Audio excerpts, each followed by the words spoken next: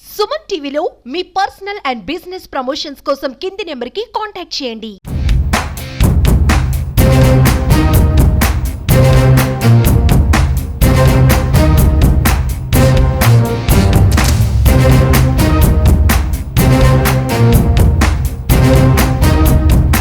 పశ్చిమ ప్రాంతంలో ఉన్నటువంటి రిజర్వాయర్ 4.5 TMs ఉన్నటువంటి కెపాసిటీ క్యాచ్మెంట్ ద్వారా ఉండేటువంటి ఈ నీళ్లు అంటే దాదాపు వర్షం పడినప్పుడు స్టోర్ చేసుకునేటువంటి నేచురల్ గా స్టోర్ అయ్యేటువంటి ప్రాజెక్టు.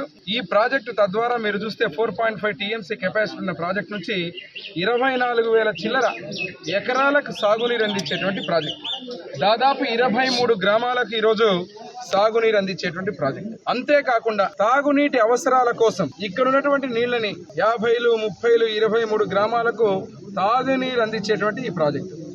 ఈ రోజు ముఖ్యంగా గత ప్రభుత్వంలో వైఎస్ఆర్ గవర్నమెంట్ అధికారంలో రోజున ఎంత హాస్యాస్పదం అంటే ఈ ప్రాజెక్టుని స్ట్రెంగ్తన్ చేస్తామని చెప్పి 1 మీటర్ హైట్ పెంచుతామని చెప్పి ఎమ్మిగనూరుకు నీళ్లు ఇస్తామని చెప్పి ఈ ప్రాజెక్టుకు ఆమోదం తెచ్చుకోవడం జరిగింది. కోట్లు ఉన్నటువంటి ఈ ప్రాజెక్టుతో మళ్ళీ కాదు మేము ఎమ్మిగనూరుకు నీళ్లు ఇస్తామని రివైజ్డ్ ప్రాజెక్టు 137 కోట్లకు తీసుకొని వచ్చి ఈ 137 కోట్లతో ఈ ప్రాజెక్టు దాదాపు 40 నుంచి 45 కోట్ల పని పూర్తి చేసి ఇక్కడ కనీసం ఈ రోజు 500 క్యూసెక్లు 1000 క్యూసెక్లు పొరపాటుగా వర్షం పడి ఇక్కడ నీళ్లు వస్తే గేట్లు ఎత్తడానికి కూడా లేనటువంటి పరిస్థితుల్లో ఈ ప్రాజెక్టును తెచ్చిపెట్టిన ఘనత సిగ్గుమాలినటువంటి వైసీపీ ప్రభుత్వానికి. ఈ రోజు ఇక్కడ ఉన్న అధికారులను కూడా నేను ఇప్పుడే మాట్లాడుతున్నాను. ఎవరైతే ఇక్కడ శాంక్షన్ చేయించుకుని చేయాల్సినటువంటి పనులు చేయకుండా ఇక్కడ చూస్తే పూర్తిగా అవినీతిమయం, పూర్తిగా దీన్ని కమిషన్లతోటి కక్కుర్తిపడి మొత్తం పనులు మాత్రం చేయకుండా ఈ రోజు గాజులు తిన్న ప్రాజెక్టు కింద ఉన్నటువంటి గ్రామాలన్నింటినీ కూడా ప్రమాద స్థితిలో పెట్టినటువంటి పరిస్థితిలో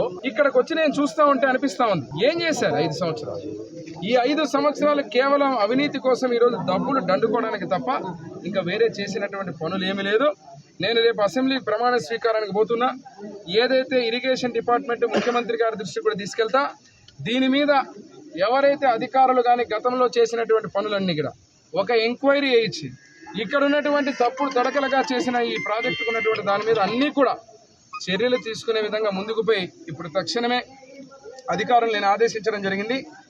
తక్షణమే రేపు ఏదన్నా కానీ నీళ్లు వస్తే ఇమీడియట్ గా కనీసం 1 గేట్ అయినా ఎత్తడానికి ప్రిపేర్ చేయమన్నా 2 రోజుల్లో తయారు చేస్తున్నారు. నా ముందున్న కర్తవ్యం ముందుగా ఏదైనా ప్రమాదం జరగక ముందే మనం ఊహించి రేపు నీళ్లు వస్తాయా రావా అనేది తర్వాత. కానీ పొరపాటున 500 క్యూసెక్ల నుంచి 1000 క్యూసెక్లు వచ్చినా కూడా ఇక్కడ ఉన్నటువంటి గ్రామాలన్నీ ప్రమాదంలో ఉండే పరిస్థితి, ప్రాణాలతో చెలగాటమాడేటువంటి ఇటువంటి పనులు చేసిన ఈ ప్రభుత్వానికి ప్రజలు బుద్ధి చెప్పారు.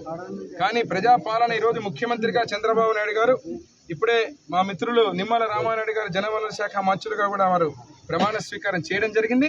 రేపు నేను వెంటనే వీరిరువురు దృష్టికి తీసుకెళ్లి దీని మీద ఏమి చర్యలు తీసుకోవాలా, తక్షణమే దీనికి ఉన్నటువంటి టోటల్ మళ్ళీ రివైవ్ చేయించి ఇక్కడ ఉన్నటువంటి దాని మీద ఎంక్వైరీ చేసి ఎవరైతే అధికారులు కూడా దీంట్లో లోపభూయిష్టంగా చేసినటువంటి వారందరినీ కూడా దానికి బాధ్యులను చేస్తూ దీని మీద తక్షణం చర్యలు తీసుకునే విధంగా ముందుకు పోతామని తెలియజేస్తూ